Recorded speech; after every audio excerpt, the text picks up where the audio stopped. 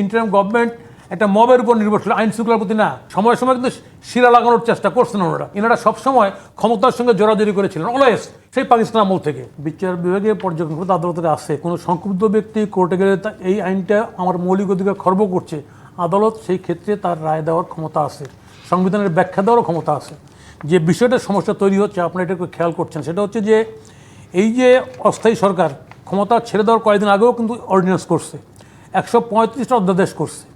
এবং যে অধ্যাদেশগুলি করার ক্ষেত্রে অধ্যাদেশ কখন হয়? অধ্যাদেশ হয় যখন পার্লামেন্টে থাকে না, সেই সময় অধ্যাদেশটা হয়। এটা পার্লামেন্টে যেটা যেটা র্যাটিফাই জন স্বার্থ সম্পর্কিত যেটা এটা র্যাটিফাই হবে, যেটা হবে না ওটা বাতিল হয়ে যাবে। এটা হলো নর্মাল নিয়ম। 135টা অধ্যাদেশ করেছে। আপনারা জানেন ইতিমধ্যে প্রেসিডেন্টের বক্তব্য শুনেছি, এবং বাস্তবিক পক্ষে এখানে প্রেসিডেন্টকে সরানোর মুভ করা হয়েছে। আইন উপদেষ্টা যিনি ছিলেন আসলে পরিষ্কার বলছে এই প্রেসিডেন্ট কিন্তু চলবে না, এবং মুভ হয়েছে। তাহলে এই যে মুভগুলি হলো এবং সে মুভ হওয়ার প্রেক্ষিতে এখানটা যতগুলো অর্ডিন্যান্স হয়েছে, এই অর্ডিন্যান্সের সঙ্গে প্রেসিডেন্টের কোনো সম্পর্ক ছিল না, এটাই বাস্তবতা। হ্যাঁ, এখন কথা বলতে পারেন প্রেসিডেন্ট তো ওই আগের গভর্নমেন্টের নিয়োগপ্রাপ্ত, আগের নিয়োগপ্রাপ্ত প্রেসিডেন্টের কাছে তো শপথ নিচ্ছেন আপনারা। ফলে এইটা তো নতুন করে বলে লাভ নেই। তো ফলে এই যে অর্ডিন্যান্স হয়েছে, অর্ডিন্যান্সগুলি সবগুলি পার্লামেন্ট র্যাটিফাই হবে এটা বলার কোনো সুযোগ নেই। বরঞ্চ আমি বলবো ক্ষমতা সরকারি দল বিরোধী দলকে, যেগুলি জনগুরুত্ব সম্পর্কিত, যেগুলি জনস্বার্থ সম্পর্কিত,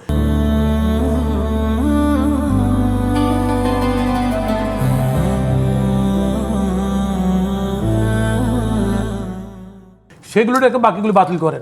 এই সরকার শুনেন, অন্তর্বর্তী সরকার মাননীয় আদালতকে চ্যালেঞ্জ করার মধ্যে বিএনপি নিজের সরকারকেই চ্যালেঞ্জ করলো। অন্তর্বর্তী সরকার এমন কতগুলি কাজ করেছে যে কাজগুলো তাদের করার একটার মধ্যে ছিল না, বেশি কাজ করতে গেছে, এবং বেশি কাজ করতে গিয়ে সমস্যা। আপনারা জানেন এই নির্বাচনটা হওয়া নিয়ে তো প্রশ্ন ছিল, প্রচুর প্রশ্ন ছিল নির্বাচনটা হওয়া নিয়ে, এবং সেই নির্বাচনটা যে হওয়া উচিত সরকারটা চালাতে পারছেন না।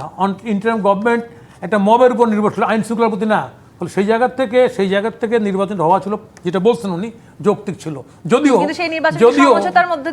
যদিও জামাত সময় সময় বলছে আগে স্থানীয় সরকার নির্বাচন চাই আমরা, ওইটা আগে হোক তারপর এটা করবো। সময় সময় কিন্তু শিরা লাগানোর চেষ্টা করছেন ওনারা, কিন্তু করে পারেন নাই। শেষ পর্যন্ত ভোটটা হয়েছে, এই জন্য ধন্যবাদ আমি দিই সবাইকে। সরকারি দল বিরোধী দল যারা গেছেন, সরকারি দলও 2/3 মেজরিটি পেয়েছে, আবার বিরোধী দলের অসংখ্য সিট পেয়েছে। এই বিরোধী দলের অতীতে কিন্তু বিরোধী দলের রাজনীতি করার সুযোগ ছিল না। এনারা সবসময় ক্ষমতার সঙ্গে জোরাজোরি করেছিলেন অলওয়েজ, সেই পাকিস্তান আমল থেকে।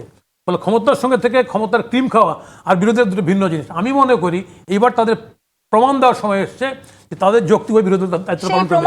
আমি একটু বলেন, এখানে খুব কারেক্টলি বলছেন উনি, বাংলাদেশ ব্যাংকের গভর্নর এইভাবে বিদায় হওয়া ঠিক হয়নি। কারণ আগের দিনও অর্থমন্ত্রীর সঙ্গে দেখা করছেন উনি, দেখা করছেন, এবং উনি বলছেন 2 সঙ্গে লাগবে পদত্যাগ করতে। ওনাকে সেই সময় জানিয়ে উচিত ছিল যে আপনার আর দরকার নেই, আপনি রিজাইন করে দেন।